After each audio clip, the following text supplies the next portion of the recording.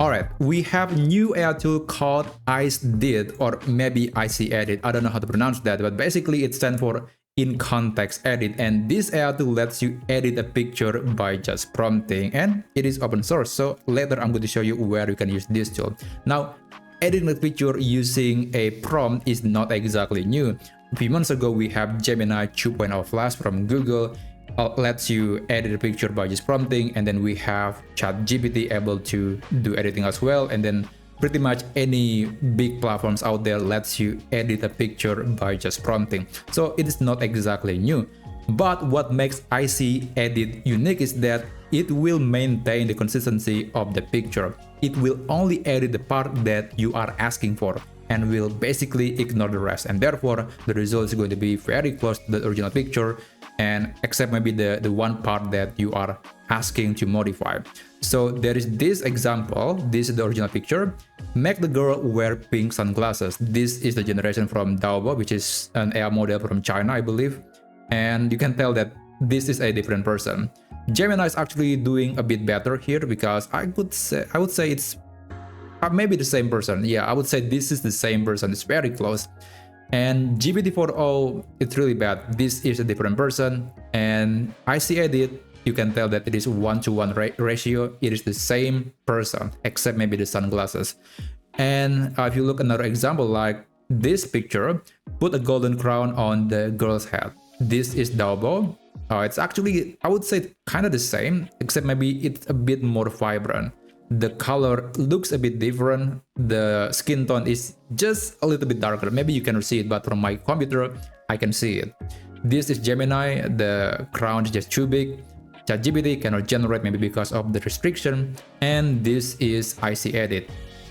It is very close to the original picture, and it's only adding this crown. And overall, it looks, I would say, the same. I cannot tell the difference. So that's the power of ICEdit, because it is able to edit only the part that you are asking for. I actually have done a quick testing using its free demo, and this is the picture that I uploaded, and I asked it to make the dog to wear a party hat. This is the result. Now, technically it's not perfect, because you can tell that this hat is just too small for the dog, but if you look closely at the original picture and at the generated picture, it is very close. It is very close. All the details are there. And if you look at the other comparison, I do the same editing using ChatGPT, you can tell that this dog is different, just a little bit different, maybe kind of the same but different. So this is ChatGPT, and then this is from ICEdit. So that's what I like about this AI tool. So how do you use this AI tool? Right now, this tool is available for free in Hugging Face. You can actually navigate to this page. Don't worry, I'm going to leave the link in the video description, so you can open this page on your computer or on your smartphone. And yeah, you can upload a picture. Let me try maybe using this picture. Okay, now I want to make, let's say I want to turn the guitar color to be red. Turn the guitar color to red, and you can click this button to start the generation.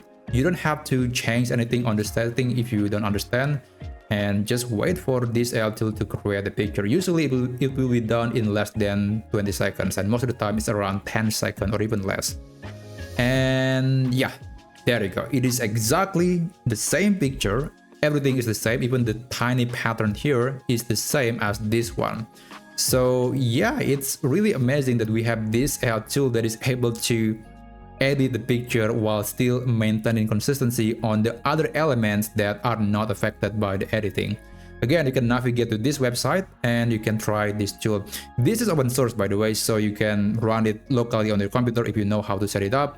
Or maybe you just want to wait until big platforms out there adopting this technology, and eventually it will be a common tool that can be accessed pretty much everywhere. So I hope you find this video to be useful, and if that was the case, then feel free to subscribe to this channel, and I'll see you on my next video. Have a great day.